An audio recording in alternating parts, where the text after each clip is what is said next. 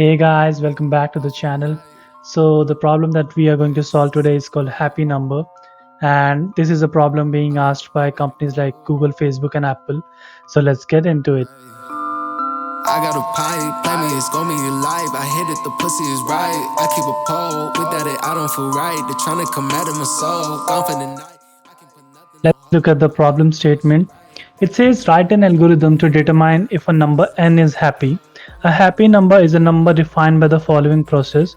Starting with any positive integer, replace the number by the sum of the squares of its digits. Repeat the process until the number equals to 1, or it loops endlessly in a cycle without which does not include 1. Those numbers for which this process ends in 1 are happy, so we return 1, and otherwise false. So if you did not get what this piece of text is saying, then let me walk you through an example. So in example 1, we have number n equals to 19. So what we need to do is we need to divide this number into individual digits, square them and add them back, then we'll get another number. So if we take this example, we divided them in individual digits, square them, and we got 82. Now we need to repeat this process again for this number until we get 1. So for 82 we got 64 plus 4, that is 68. For 68 we got 100, and for 100 we got 1, that is why we return true. Now if the number is like n equals to 2, we'll return false, because if we do this process in the end, we'll not get 1.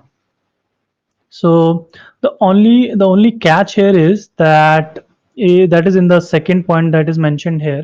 So there can be some numbers which does not end with 1, and there will be some loop involved in them.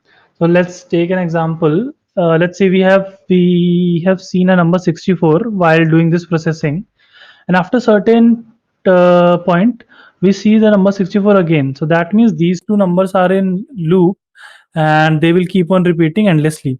So we need to keep an eye on them. So let's just start the solution.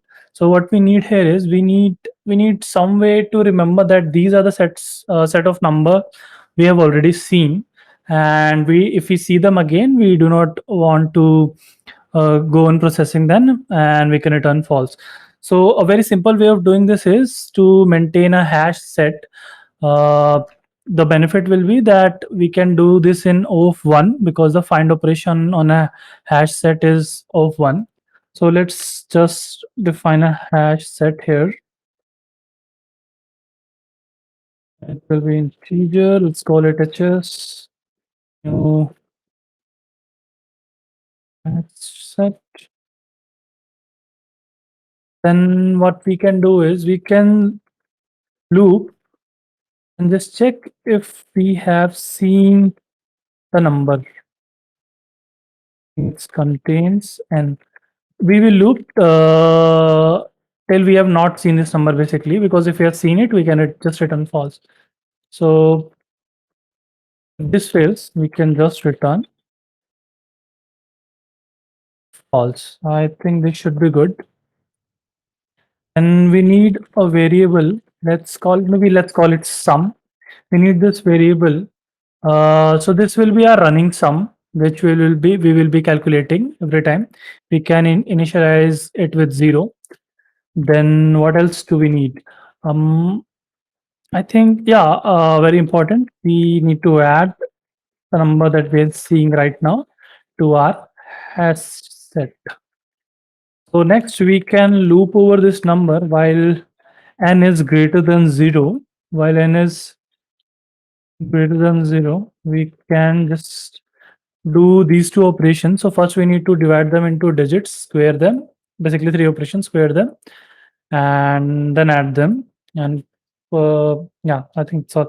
So I think we can use math.power to do square. So let's say res equals to, or maybe plus equals to, math.power of n% 10. So the n% 10 will give us the last digit of the number, and then we can we need to square it. So that is our 2. Next is we need to divide the number by 10. So that first we are squaring 9, then we are squaring 1. So when we divide it by 1, we divide it by 10, we get the next digit. I think that is all we need to do in this loop. Next, we can check if res at any point of time is equal to 1. We can just return. So I think that's all. Do we need anything else? Yeah, we need to assign this back for processing it next time. So I think this looks good. Let's run it. We have some error here. What is it? Cannot find symbol rest. Oh, sorry. I initialized it with some. Then I started naming it rest. Should work.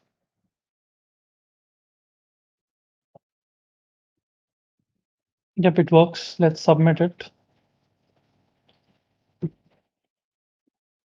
So our program has aced all the test cases. The runtime is 1 ms and it is faster than 80% of Java online submissions. So that is how you solve happy numbers, a question being asked by companies like Google, Facebook, and Apple. Don't forget to share this video with all your friends who are preparing for interviews. And if you have any questions or doubts, or if you want me to solve any other interview questions, you can comment that below and I can take a look into it. And I think that's all from my side. So I'll see you next time. The pussy is right. I keep a pole. Without it, I don't feel right. They're trying to come at my soul. Gone for the night. I can put nothing on hold. I gotta get my shit right.